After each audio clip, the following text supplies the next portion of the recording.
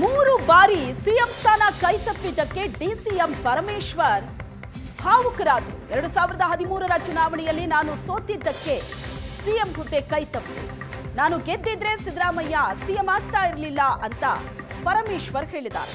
2018ರಲ್ಲಿ ಕಾಂಗ್ರೆಸ್ 80 ಸ್ಥಾನ ಗೆದ್ದಿದ್ರು. ಮೈತ್ರಿಯಲ್ಲಿ HDK CM ಆದರು. ಅವತ್ತು ನನ್ನ ಸಿಎಂ ಮಾಡಬಹುದಿತ್ತು, ಆದರೆ ಅವಕಾಶ ಸಿಗಲಿಲ್ಲ. 2026ರಲ್ಲೂ ಸಿಎಂ ಹುದ್ದೆ ನಿರೀಕ್ಷೆ ಇತ್ತು, ರಾಜಕೀಯ ಕಾರಣಕ್ಕೆ ಸಾಧ್ಯ ಆಗಿಲ್ಲ. 3 ಬಾರಿ ಸಿಎಂ ಹುದ್ದೆ ಕೈತಪ್ಪಿದೆ. ನನಗೆ ಸಂಸ್ಥೆಯ ಶ್ರೇಯೋಭಿವೃದ್ಧಿ ಮುಖ್ಯ, ಕೊಡೋದಕ್ಕೆ ಸಾಧ್ಯವಿಲ್ಲ ಅಂತ ಅಂದ್ರೆ ಹೇಳಿ ವಾಪಸ್ ಹೋಗ್ತೀನಿ ಅಂತ ಹೇಳಿದ್ದೆ. ಬೇಸರ ವ್ಯಕ್ತಪಡಿಸಿದ್ದಾರೆ ಪರಮೇಶ್ವರ್.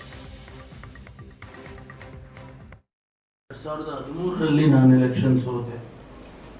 ಬಹುಶಃ ನಾನು ಗೆದ್ದಿದ್ದಿದ್ರೆ ಮಾನ್ಯ ಸಿದ್ದರಾಮಯ್ಯನವರು ಮುಖ್ಯಮಂತ್ರಿ ಆಗ್ತಿರ್ಲಿಲ್ಲ.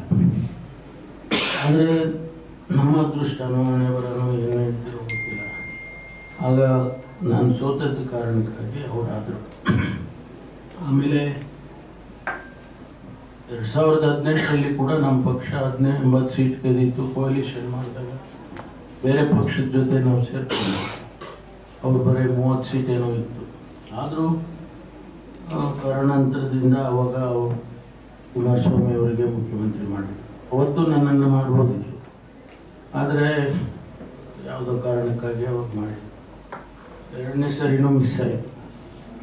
ಮತ್ತು ಈ ಬಾರಿ ಪ್ರಯತ್ನ ಮಾಡಿದೆ. ಈ ಬಾರಿನೂ ಆಗುತ್ತೆ ಅಂತ ವಿಶ್ವಾಸ ಇತ್ತು. ಕಡೆಗೆ ಯಾವುದೋ ಕಾರಣಕ್ಕೆ ಪೊಲಿಟಿಕ್ಸ್ ಗೊತ್ತಲ್ಲ, ಪೊಲಿಟಿಕ್ಸು ಬೇರೆ ಥರ ಅಲ್ಲ, ಅದು ತೀರ್ಮಾನಗಳು ಹೇಗೋ ಆಗುತ್ತೆ. ಸೊ ಹಾಗಾಗಿ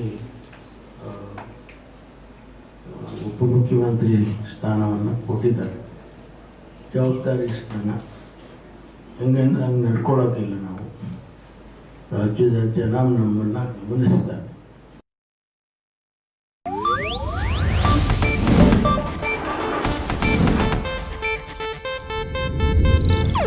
ಇದು ಏಷ್ಯಾನೆಟ್ ನ್ಯೂಸ್ ನೆಟ್ವರ್ಕ್ ಪ್ರಸ್ತುತಿ.